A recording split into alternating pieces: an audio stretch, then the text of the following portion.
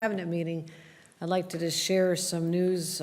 Washington never ceases to amaze us, but we just learned in the last hour that Justice Clarence Thomas, yes, the one and only, granted a request for an emergency conference in a case that is designed to dismantle New York's Concealed Carry Improvement Act. You're aware of why we had to, first of all, pass such legislation, because after being on the books about 108 years, a law that had protected New Yorkers, allowed a governor to protect her citizens from having lawlessness, for having people carrying guns concealed, in grocery stores and on subways and in Times Square and in parks across our state. When that was struck down by the Supreme Court, we sprung an action. We passed another law, the Concealed Carry Improvement Act, in order to meet the dictates of the Supreme Court. In our opinion, it passed muster, it was effective, and of course, because it works, it was challenged in court.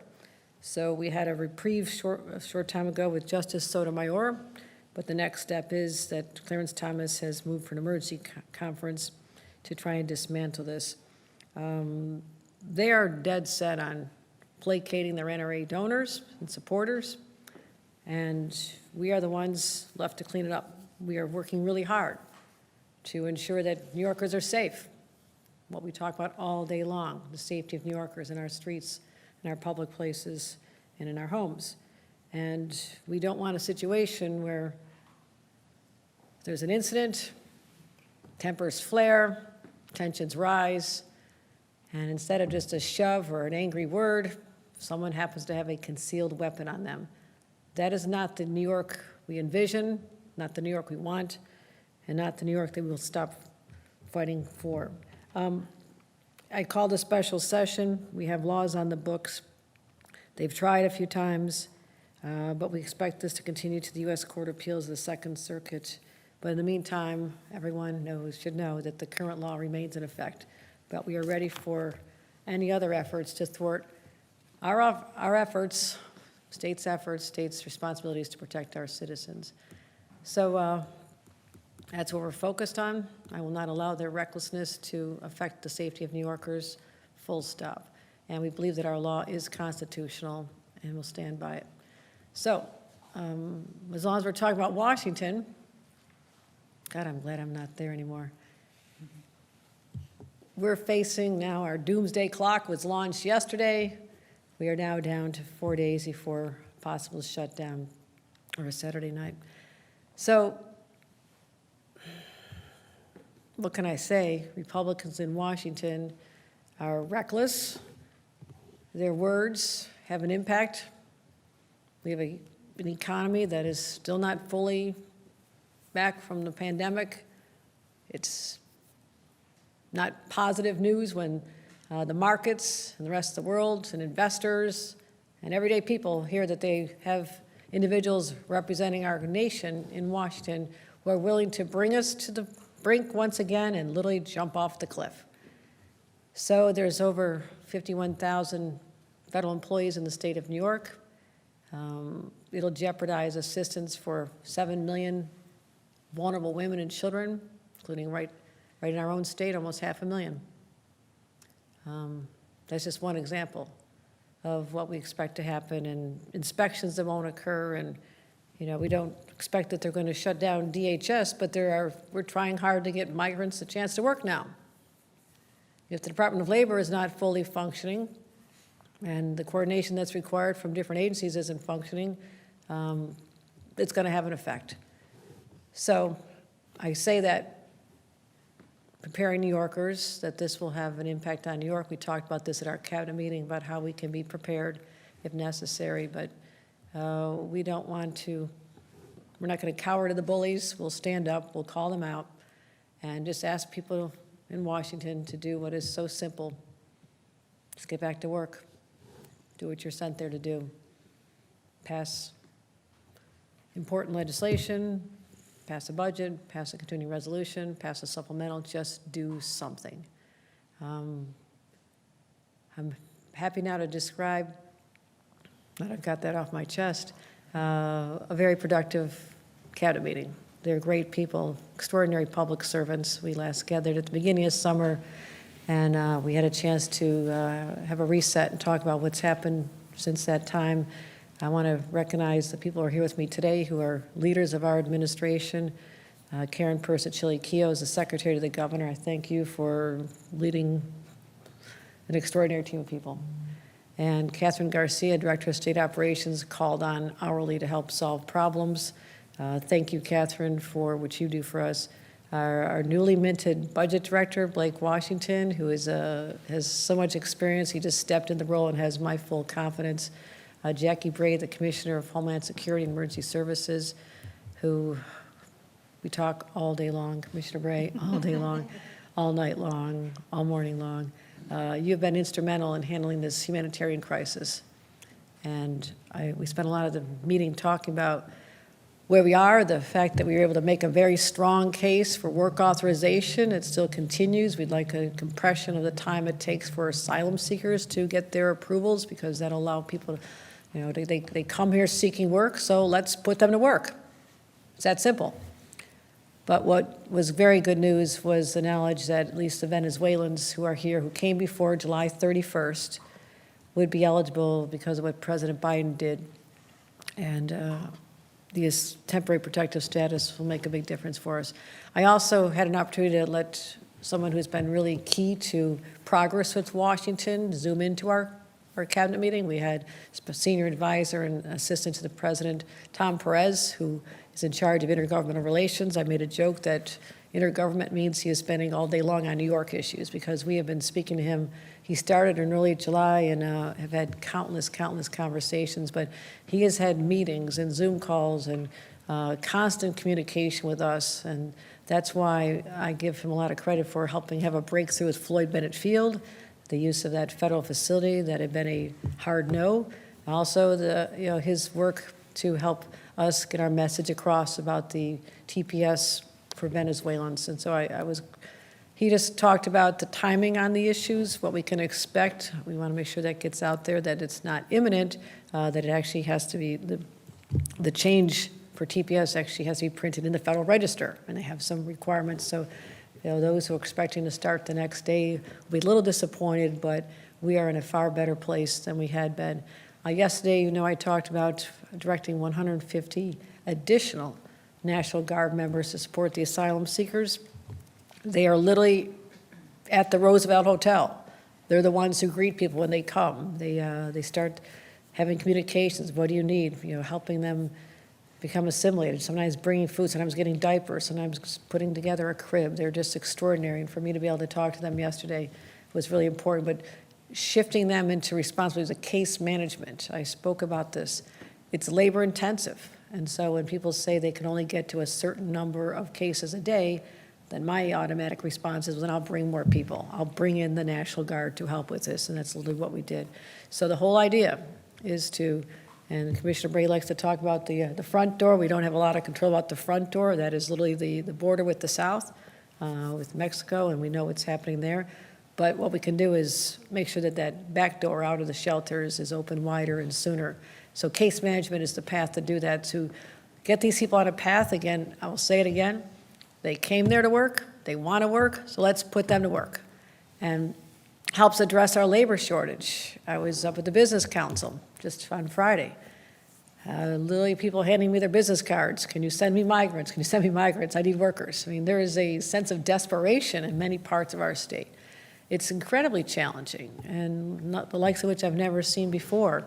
When you have a 3.9% unemployment rate, which is something worth bragging about, it went down significantly since the 6.9% that I inherited, but that's a great dynamic, great talking point, except that means there's a lot of openings for people who are not here today. So this can help solve this humanitarian crisis, can help solve our problem in construction sites and in nursing homes and in hotels and restaurants and so many places. I've talked about the fact that we have over 400,000 open jobs. Now, for example, the Venezuelans, they're not all just qualified to work on farms. Venezuela was a very prosperous country. There are individuals who have skills, you know, technology skills and nursing skills and construction skills and doctors and scientists, they all had to leave. And so we want to make sure we match them with their skills to the jobs that we have open. So we're close to launching the DOL-run portal, which we'll be talking about probably in another week or so of all the details on that. But that'll be in place prior to such time as the Venezuelans who are eligible are able to work. And so we also spend a lot of time on that. I have over 17 agencies right now where we are deploying personnel, leadership on down to people just helping us with call centers. We have to call through these individuals, find out who's eligible. We have to get everybody's cell phones, and there's a lot involved, but I really was grateful to my team for all the work they do. We also talked about the fiscal situation heading into the next budget cycle. That's been, of course, impacted by the humanitarian crisis. As many of you reported, our new budget director, Blake Washington, sent a letter to agencies last night basically saying, hold the line. Hold the line. And we have to remind everyone, that's after 2 solid years of record spending levels to make up for, some cases, decades of disinvestment, unprecedented funding because we needed to do that to improve the lives of New Yorkers. Areas where we had not properly funded before, like our SUNY system, foundation aid, a 20-year battle to make sure that communities that really needed it got the resources they need for education, and countless other areas. Our capital plan to make sure we have capitalize on the fact that we have more money coming out of Washington, but we have to have our state dollars to support it. So we have had record spending levels, which was to make up for lost time, lost investment, but they knew then, and reinforcing now, that that is not the path we can continue on. That was a couple of years of making up, and now we have to stabilize and be realistic. And so we are still investing more than any administration in history, but we have to be smart about our investments and not let the assumption be that we can always continue at that pace. Because I'll always make sure that we have enough in a rainy day fund. The reserves I set aside have taken us from about 4% of reserves to about 16%. That makes me feel more comfortable because you don't anticipate whether we're going to get slammed with a serious hurricane that takes down our energy grid, where we have to come up with billions of dollars on our own, or even a migrant crisis. No one could have foreseen this either. So you have to be ready. And I've always long believed that we have to be prepared for any circumstances. And at the same time, we have to show our compassion to people. We're never going to compromise our values, never, ever. We're proud of the Statue of Liberty. We've referred to a lot, but reflect on what that means. Reflect on the fact that likely many of your family members, parents, grandparents, great-grandparents saw that statue when they steamed into this harbor in search of the same thing that the migrants are looking for today, and that is the dignity of a job. We put them to work, we achieve that for them, we can maintain our values, and we also solve a crisis here in New York. That is the opportunity that lies before us. So, with that, looking forward to having a nice picnic with my team as soon as I'm done with this. So if you don't have any questions, I'll get together with my... Karen. Yeah, this is regarding the migrant situation. I think you kind of touched on this already, but I'm wondering about the possible federal shutdown and what might mean for the newly granted TPS. Right. I mean, are some of the offices going to be closed? You said the immigration offices probably won't close, but there's other ones involved. DHS is an essential agency, for example, at the border. No one who works for DHS protecting the border is going to walk off their job. But we literally just opened yesterday in a state-paid-for facility, 50 or 60 federal workers who've come to help us with the asylum processing and identification and getting work authorization. So Tom Perez literally described what he had told me they would do when I met in Washington weeks ago when I said, you have to come on ground, you have to come on site, you have to stand up, you have to do a search. And the answer was yes. So I don't know the status of those workers, whether or not they're considered essential or not. But they may be, but then they'd have to contact someone at the Department of Labor. That person from the U.S. Department of Labor may not be considered essential and not be there. And the other support services, if they talk about how they can get people into shelter. So there is potential that this will have an impact on our ability to take advantage of this brand-new opportunity to let these people work, put them to work. So we'll see. But clearly that's not in their calculation because they truly don't care. Dan, in the back. Thank you. Sorry. Governor, you've done a lot of work on mental health in the past year in terms of spending. And looking at these spending freezes in terms of next year's budget, how do you think that affects your work there? And just a second question on the spending freezes, do you see that as next year a budget with 0% spending increase? Do you see cuts? Do you see a mild increase, like a 2% cap, something like that? We've not been talking about cuts, but I just want a recognition that there has been an extraordinary amount of money spent by the state in the last 2 years. So, Blake can describe, he had a nice graph that shows our tax receipts coming in, flattening, our expenses here, and what it would look like, how much we can compress that differential if we can have a flat budget as opposed to increases. So that is our objective. And the first part of your question, Dan? Mental health spending, you've done a lot of work on that. Oh, my gosh. We put $1 billion in it. When I meet governors from other states, they are so impressed with our holistic approach to solving this crisis. So a lot of those dollars aren't out the door yet. I mean, you don't pass a budget, in the spring, and then the money's in the facilities already. So that will not be affected. That is such a huge priority, and it affects people in so many different ways, and it affects other issues. People who are homeless with mental health problems. I literally had a meeting a couple of days ago. There's that's New York City, for example, 4,500 unsheltered people every night.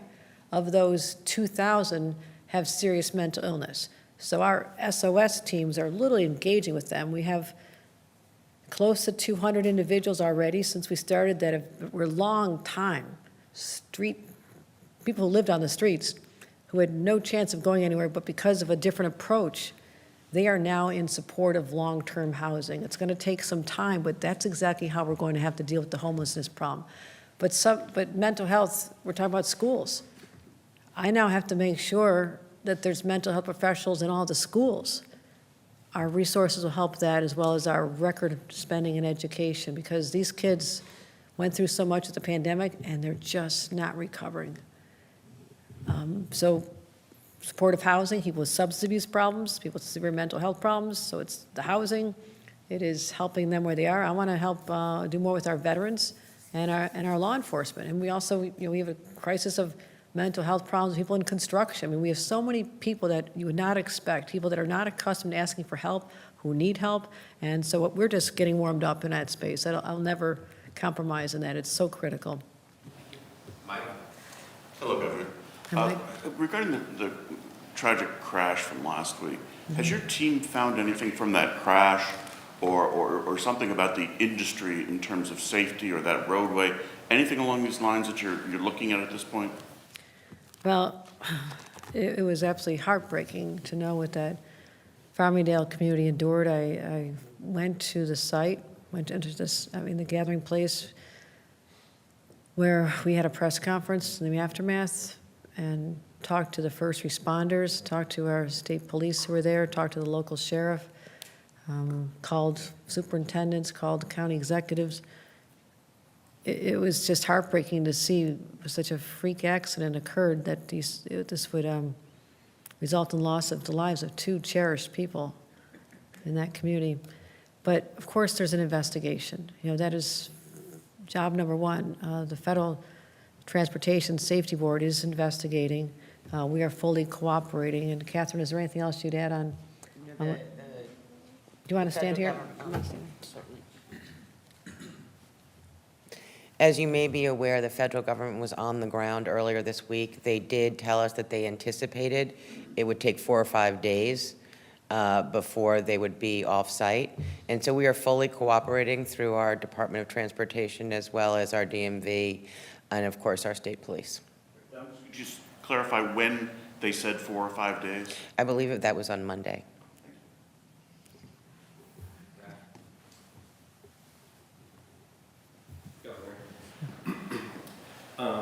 A lot of the state deficit is driven by Medicaid spending. To what extent do you think that the state needs to rein in spending on healthcare, on Medicaid, in the upcoming year? And do you plan on doing anything like the predecessor, MRT, or anything like that?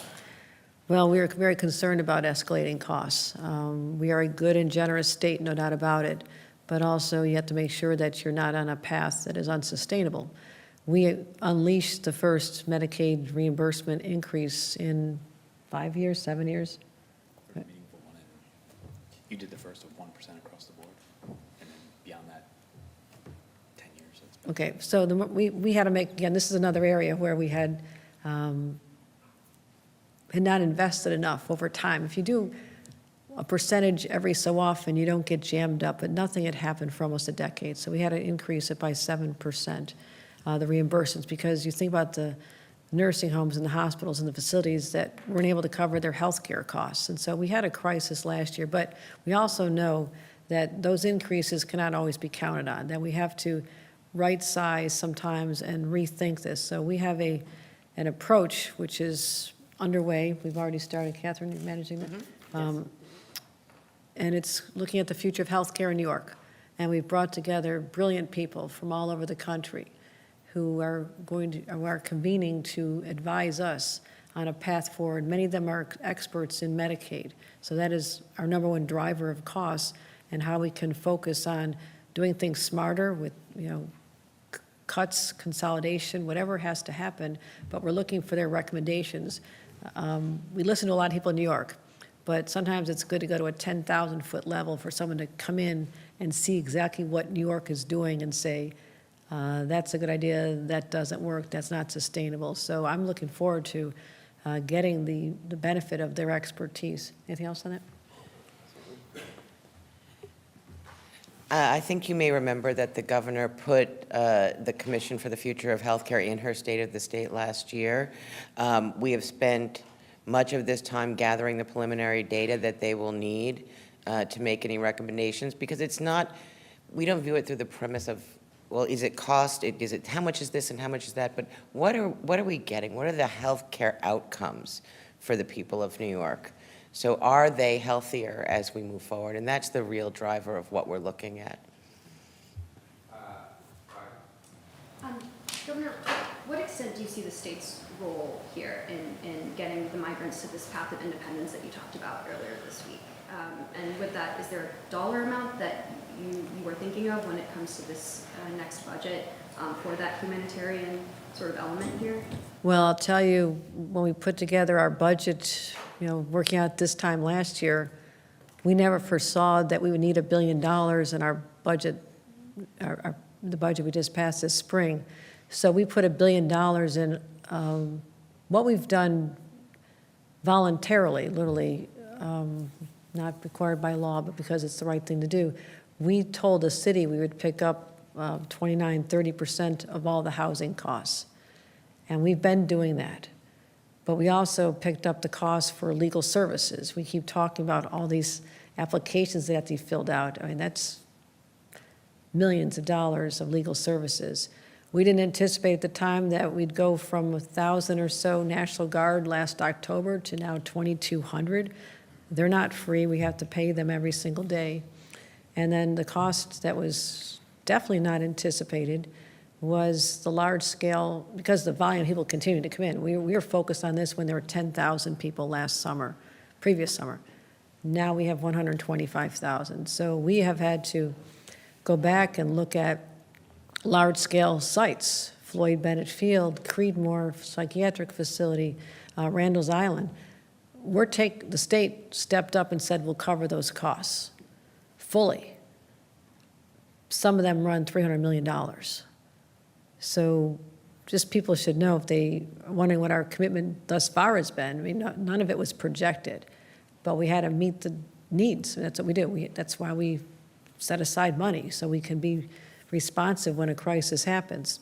So we did do that. So when you add up all the money toward the large-scale sites, once they're fully operational, the state of New York will be, right now it's about 40%, will probably be at the equivalent of 45% of the city's costs for housing. I don't think that's understood by people. When there's people who say, oh, the state isn't doing anything. Okay, tell that to my budget director. So we have been very supportive We know it's a big burden on the city. I also represent the city constituents, the residents as well. And so we've been very, very helpful in navigating. And now we put together another $20 million to help people be resettled into permanent housing, taking advantage of a program we have for migrant resettlement. Once they've properly applied for asylum, they're not eligible right now, but once they've applied for asylum, we're spending a lot of resources to help them apply.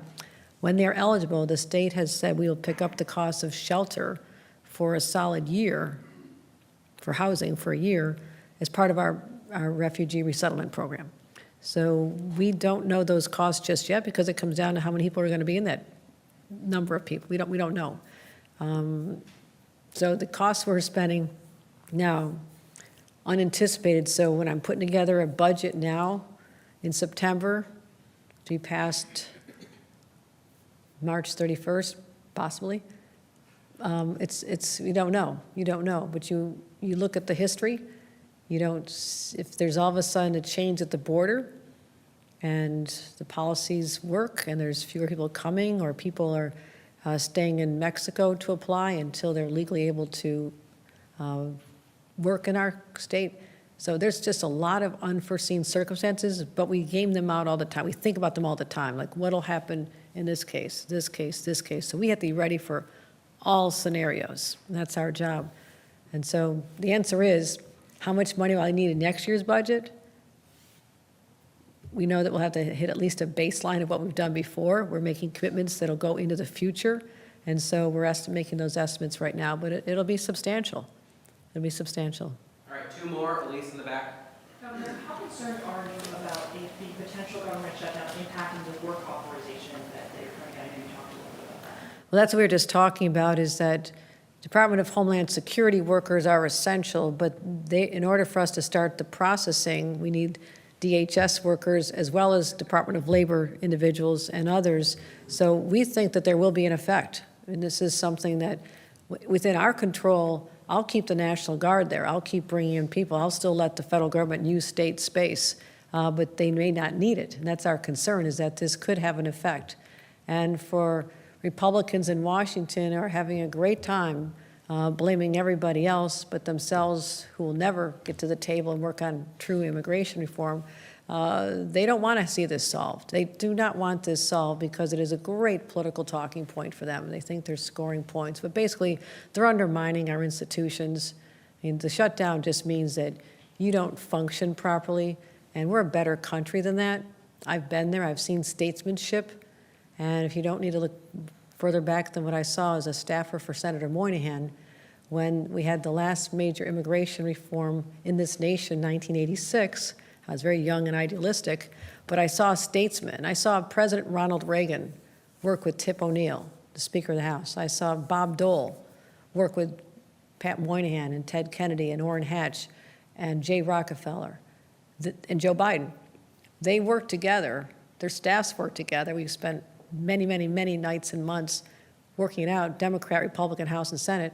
And as a result, we had a policy that lasted for decades. It worked. It was the grand bargain. That is what the institution is capable of. But if you don't have leadership in both bodies who want to make that happen, and we do not have it in the House, then it all collapses.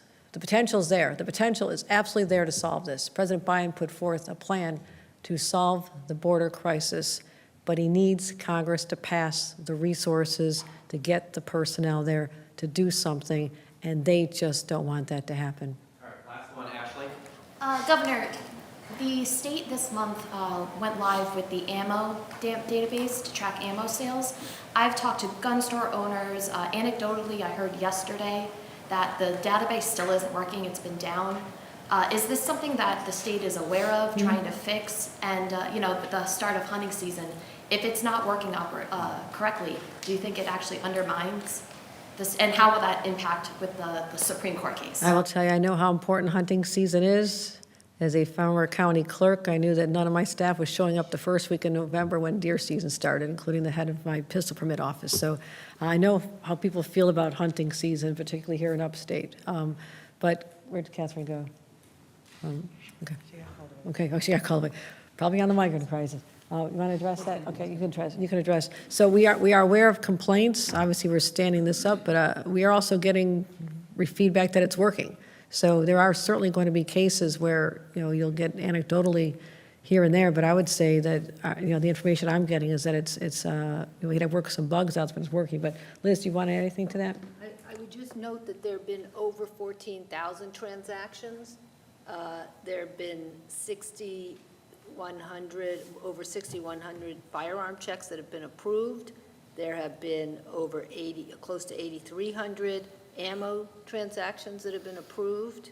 And notably, a small number have been denied, and hopefully that those denials have had some, effect on the safety of New Yorkers. So it's working. Not everybody, and those who get denied may also be those who are not happy with the system, but the whole premise behind this is to protect New Yorkers and for us to understand, who has what weapons and what ammunition, because we've seen too much in our state. And I am very proud of the fact that because of our smart gun laws, you compare our state to other large states in terms of gun deaths and shootings. We have maybe 5 per 100,000 on average. Places like Florida, it's 20 or 25, 30. Texas, 30, 40. I mean, I can go state by state and tell you that we are a far safer state while respecting the rights of legitimate gun owners and sportsmen, sportswomen. But also, these are just common sense measures to protect our citizens. All right. Thank you. Open housing vouchers across the state, or how can upstate handle that? Does that exacerbate the housing issue? Well, if you're in possession, these are being issued to homeless New Yorkers, not the migrants, right? So you understand the difference there. The housing vouchers are only being issued to New Yorkers. The premise is that, and he talked to us about it, we knew about this, we want to be supportive of the city, continue to support the city, and the idea is to move, and this is something I talked to the White House with too, they thought if we can get vouchers in the hands of individuals who are currently in homeless shelters in New York City, and they can transition to apartments that are available, then you can make space in the interim for the individuals, the migrants who are there. So that's the premise behind this. There's no way of knowing how many that will be, but it's not forcing them to go upstate. And there's no shipping of people to go upstate with these housing vouchers. This is just saying that just one more tool they have is to open it up. I mean, if they have a job opportunity up in Utica, or they might have some family up in Utica, and they want to, I think it's just saying that they're not limited to use them only in the city of New York, which is another way to approach this. But it's not sending people against their will all across the state in buses. This is just one more opportunity to try and, as we talked about, open the back door to get more people out of the shelters into apartments. Again, I will make a pitch for my housing plan while I'm at it. We have a supply problem, right? So it'll be a challenge to find even available apartments for these individuals, and that's something we try to tackle. I want more housing built. I want more housing that's affordable built, and I won't stop until we do more. But this is one of the reasons that New York will not achieve its full potential until we get that back on path, and so spending a lot of time on that as well. Thanks, everybody. Appreciate you coming out.